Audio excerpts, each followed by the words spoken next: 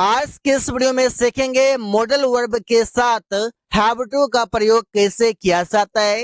English speaking में काफी ज्यादा मोस्ट पावरफुल है, इस वीडियो में सीखेंगे। जैसे use of should have to का मतलब है कोई काम करना ही चाहिए, जो स्पीकिंग में काफी ज्यादा प्रयोग होता है, इसे ध्यान से समझेंगे। जैसे तुम्हें समय पर दवाई लेना ही चाहिए, अब शुड का प्रयोग करते हैं एडवाइस के लिए, या पर कोई काम करना ही चाहिए ऐसा मीनिंग आ रहा है। तो सेंटेंस बनेगा you should have to take medicine on time. मुझे एक किताब खरीदनी ही चाहिए। I should have to buy a book. I should have to buy a book, मुझे किताब खरीदनी ही चाहिए।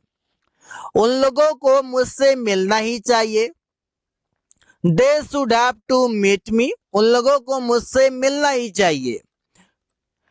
वुड हैव टू का मतलब है कोई काम करना पड़ता होगा। अब कोई काम करना पड़ता होगा, जैसे उसे पूरी रात जगना पड़ता होगा, तो सेंटेंस बनेगा he would have to get up the whole night. यहाँ पर वुड हैव टू जो लिखा हुआ है, इसके बाद जो वर्ब आएगा वो V1 आएगा, जैसे कि गेट लिखा हुआ है। उन लोगों को 10 घंटे काम करना पड़ता होगा। They would have to work for 10 hours. यहाँ पर वुड हैव टू के बाद जो वर्ब है, ये वर्क ये V1 में लिखा गया है। तुम्हें कमाने के लिए दिल्ली जाना पड़ता होगा। You would have to go to Delhi to earn. Would have to के बाद V1 जो कि गो लिखा हुआ है। यहाँ पर आप देख सकते हैं, इसका पहचान यही है कि कोई काम करना पड़ता होगा, कोई काम करना पड़ता होगा, कोई काम करना पड़ता होगा। तो ऐसे ही सेंटेंसेस कई सारे बना सकते हैं। हैविंग टू का मतलब है कोई काम करना पड़ रहा है। अब प्रेजेंट टाइम में हम कंटिन्यूटी को दिखाते हैं कि कोई काम करना पड़ रहा है मजबूरी वश। तो सेंटेंस कैसे बनेगा, उसे रोज व्यायाम करना पड़ रहा है। He is having to take exercise. He is having to take exercise, उसे रोज व्यायाम करना पड़ रहा है। मुझे खाना बनाना पड़ रहा है। I am having to cook food. I am having to cook food, मुझे खाना बनाना पड़ रहा है। तुम्हें रोज किताब पढ़ना पड़ रहा है। You are having to read a book daily. You are having to read a book daily, तुम्हें रोज किताब पढ़ना पड़ रहा है। विल हैव टू का मतलब है कोई काम करना पड़ेगा या कोई काम करना होगा। तो ऐसे सेंटेंसेस आप बना सकते हैं जहां पर लिखा हो कोई काम करना पड़ेगा या करना होगा। ऐसे सिचुएशन अगर आपके पास आ जाए तो आप यूज कर सकते हैं। रवि को यह पेड़ काटना पड़ेगा, तो सेंटेंस बनेगा Ravi will have to cut this tree. तो ये सेंटेंसेस में हम बताते हैं कि फ्यूचर में आने वाले समय में कोई काम करना पड़ेगा। छात्रों को होमवर्क पूरा करना पड़ेगा। The students will have to complete the homework.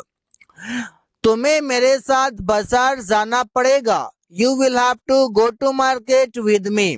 You will have to go to market with me, तुम्हें मेरे साथ बाजार जाना पड़ेगा। मे हैव टू का मतलब है कोई काम करना पड़ सकता है, जैसे तुम्हें उसके साथ जाना पड़ सकता है। तो सेंटेंस बनेगा you may have to go with him, कोई काम करना पड़ सकता है। और यहाँ पर हम बता रहे हैं कि कोई काम करने की संभावना हो सकता है, कोई काम करना पड़ सकता है।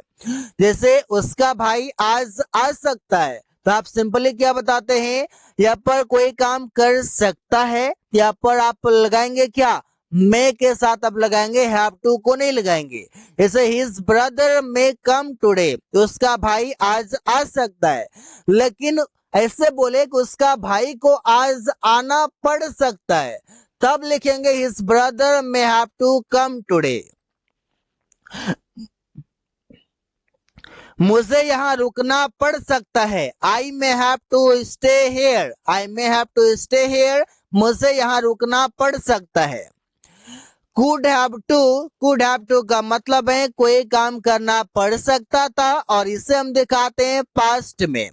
जैसे तुम्हें कॉलेज आना पड़ सकता था।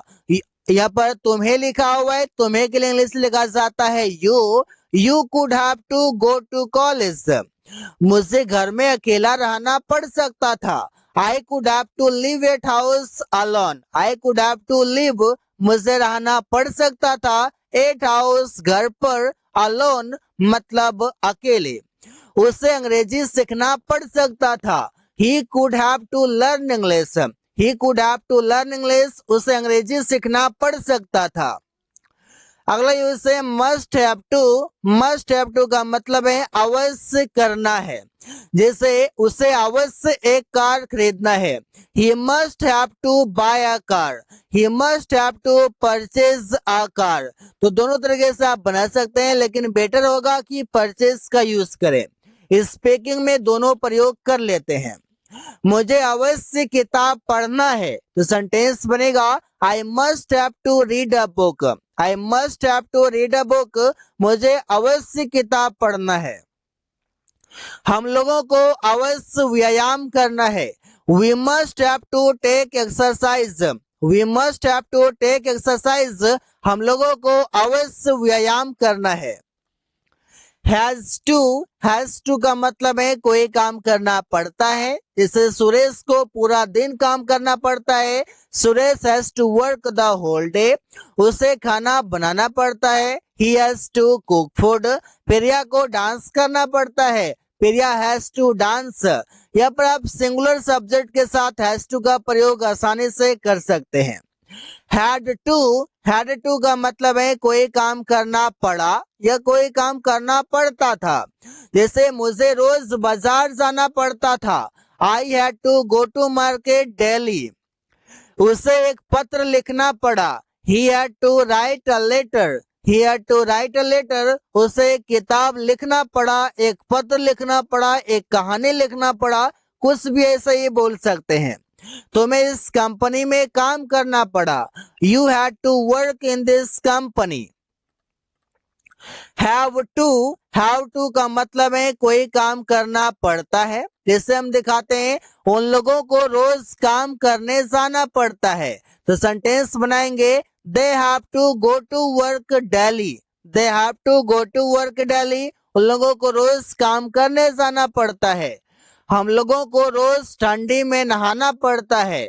We have to take a bath in winter daily.